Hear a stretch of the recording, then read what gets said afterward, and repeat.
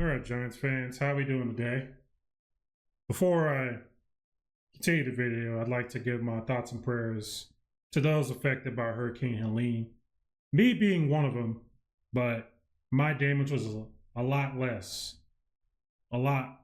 drastic than some of the pictures I've seen online of other people, and some of what I heard from people just around town in the subsequent days.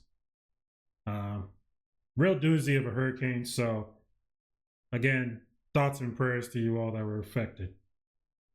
I lost power midway through this last game against the Cowboys. I believe, well, actually, it was near the end. I want to say it was somewhere in the third or maybe the beginning of the fourth, one of the two.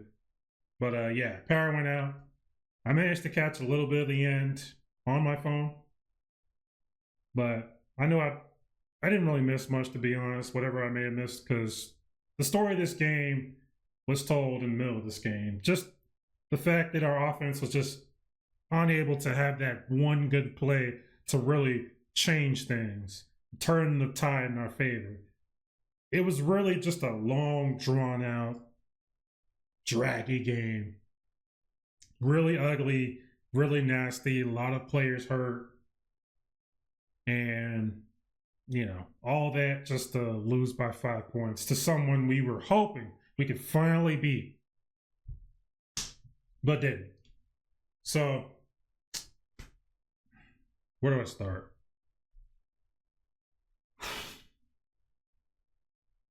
If you're pissed off, I'm pissed off too. I really wanted to beat these Cowboys. I really wanted to rub it in with my cousin, who's an ardent Cowboys fan, who's been trash talking me for years because our team can't even get close to beating them. This is the closest we've gotten in a long time. Yet it still feels like we're so far, if you catch my drift. Like, is this more so us getting better or the Cowboys getting worse? It's both, but I would probably say it's more so the Cowboys getting worse.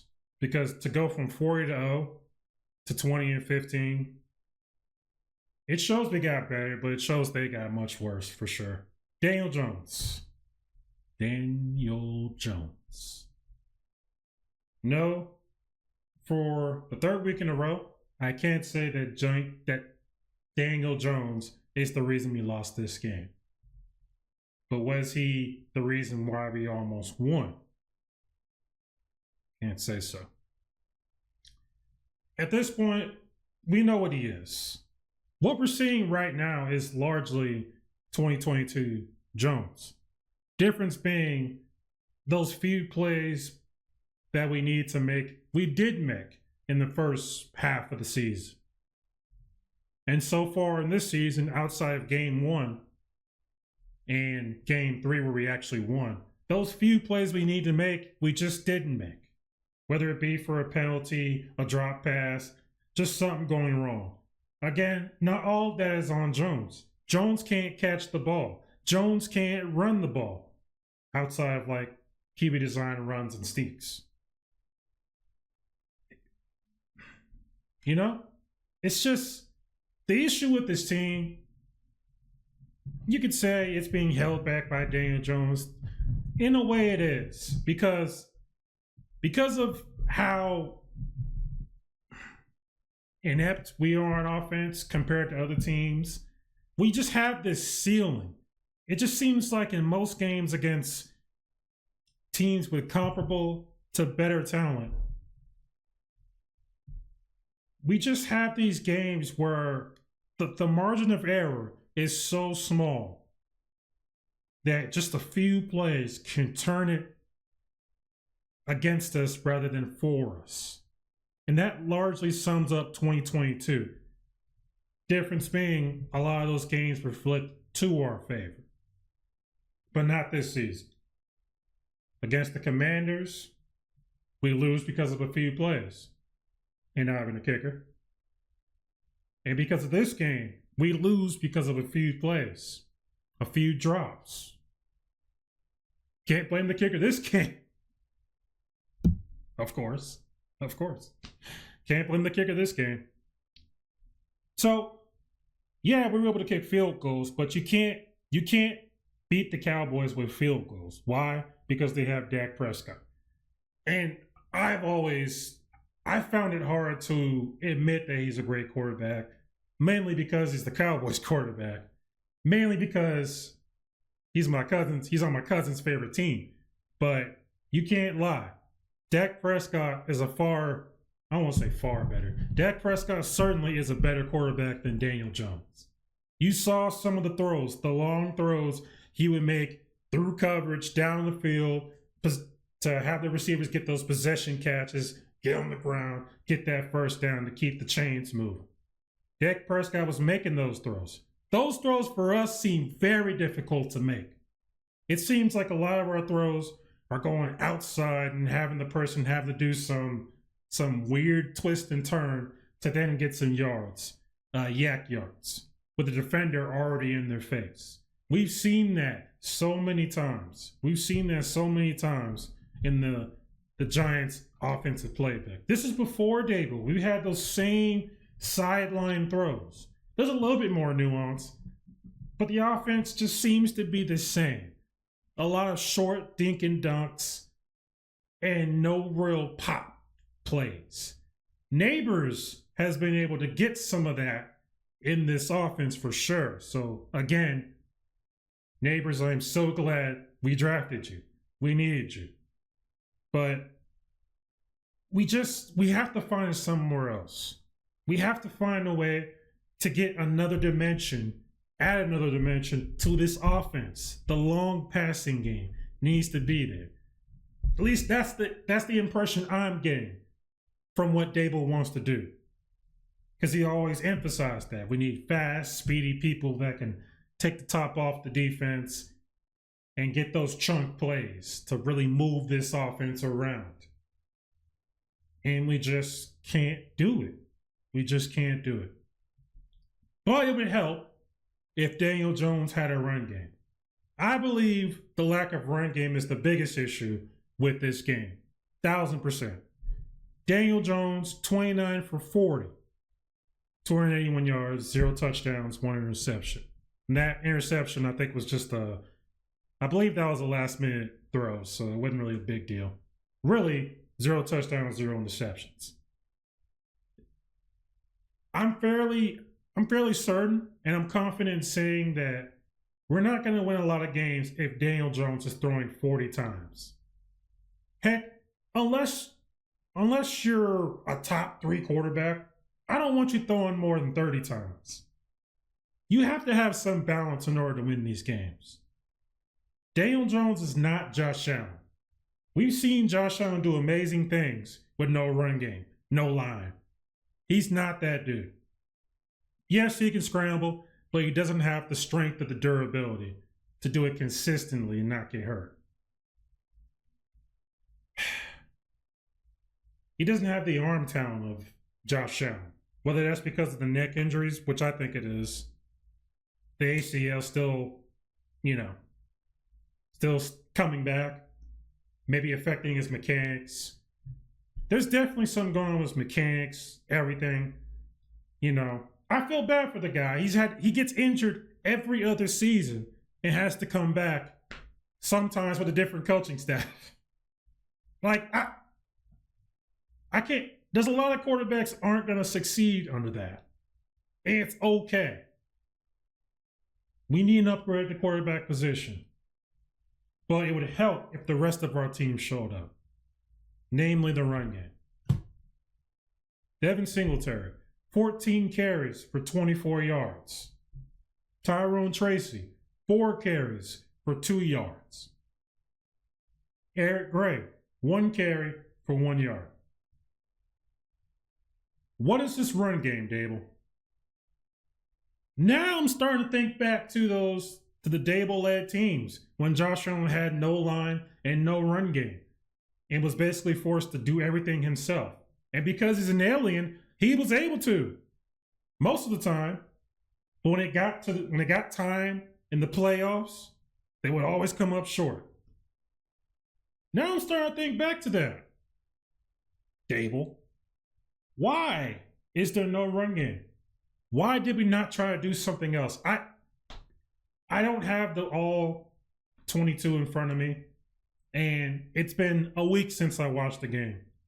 So maybe I'm missing some things. To me, to my memory, it didn't look like we did anything spectacular or tried anything in the run game. A lot of it was just Devin Singletary run forward between the tackles and get stopped every time. I know we're not the Ravens, but didn't the Ravens have a lot of outside runs and attacking the outside? That seemed to be something they did. I don't know.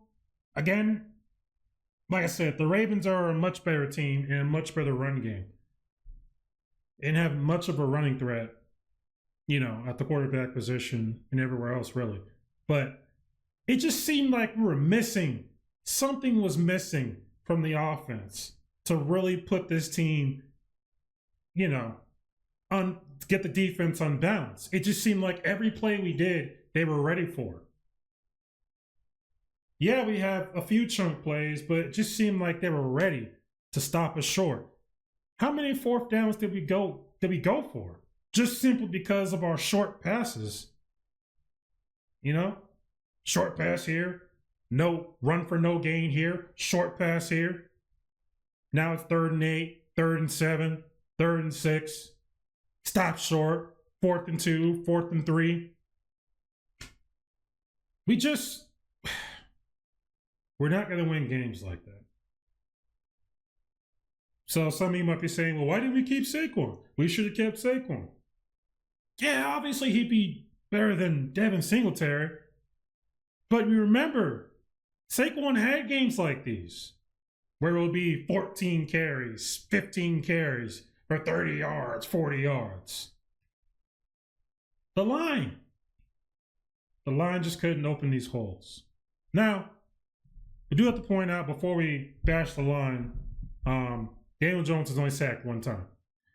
It's safe to say that the first 3 games, and especially against these Cowboys, the pass protection has been absolutely phenomenal. Just, chef's kiss. Daniel Jones has had a lot of time to read the defense and make comfortable throws. That's why we're taking more deep shots, although they're not connecting. Daniel Jones probably hasn't seen that in a long time, where he's had more than a second and a half to throw the ball. It was an issue and we got it fixed, safe to say. The run blocking still isn't great, but the pass blocking is phenomenal, so we can build off of that for sure. For sure. That's probably the biggest positive. The offensive line pass blocking and Malik Neighbors / Wandell. That's been the biggest positive of this year for me, for sure. But the run blocking was just not there. But I still think that was more so the scheme than just the players getting beat. But I could be wrong. Either way, we can't have games like that. Daniel Jones is not going to beat anybody throwing 40 times. Because the way he runs the offenses, it doesn't seem like we're having those throws that catch people off guard. A lot of our throws are predictable and easily stoppable. Throws to wide receivers on the sideline, 3-yard outs, 4-yard outs. They have to make a crazy turn or a crazy juke to get actual yards. And I don't know if that's the timing of the throws. Is he just not getting out there at the exact moment he needs to get out there for the wide receiver to make the move? I believe it's like when the receiver catches the ball, the defender has to be just getting there. And while the defender just gets there, the wide receiver makes a move and gets around him and goes forward for yards. I guess that's how it's supposed to be run. But a lot of times the ball would get there and the defender would already be there in his stance, feet set, ready to just make a tackle for a 2-yard gain or no gain. So I don't know what the issue is, but it's just not working. We can't beat teams with field goals. Teams with good quarterbacks. We can't beat them with field goals. Which is the same as saying our quarterback can't get touchdowns consistently like other quarterbacks can. Which is true. So, really, to sum it all up, we're just not a good team. I don't need to go on no 30-minute video for this. I kind of want to make this video shorter anyway, because Giants fans, we understand the issue. This team isn't good. We have holes. We have things we need to iron out. Daniel Jones for sure isn't the biggest issue with this team, but for sure we need to upgrade the quarterback position. I'll say that every video, you know. And I don't hate Jones. I like Jones. I was hoping he would be the guy because personally, I'm scared of starting over another quarterback. It's going to happen. I would prefer we have somebody that's familiar with the team, familiar with the system, has been in a system for a good while, with some stability, some leadership, some know-how, trusted by the coaches, trusted by the owner, and then build everything around him. But there comes a time in a team's life cycle or in a rebuild where you have to evaluate the quarterback position. The Cowboys fans are ready to get rid of Dak Prescott because they've been to the playoffs this many times. They win 10 games, 11 games, 12 games every season just to get knocked out in the first round. And after doing that for so long, after looking at all these different pieces, changing this, changing that, the one constant usually is the quarterback position. And after a while, you as a fan or even you as a personnel on the team, you look at the coach or you look at the quarterback and you say, maybe we need to change that. And I'm not going to argue with Cowboys fans about if Dak is the problem or not. I don't watch all y'all games. I just watch the games where you destroy us. So maybe I'm a little biased when I say Dak Prescott is a good quarterback or even a great quarterback. But I saw the throws. He only scored 20. You probably think he stinks, but I saw the throws he made. That if our quarterback can make those throws, this offense will be so much better. And we would be smoking teams. But he just doesn't have it anymore. And it's okay. You know, not everybody can be Patrick Mahomes. Not everybody can start 10 years with that. It is what it is.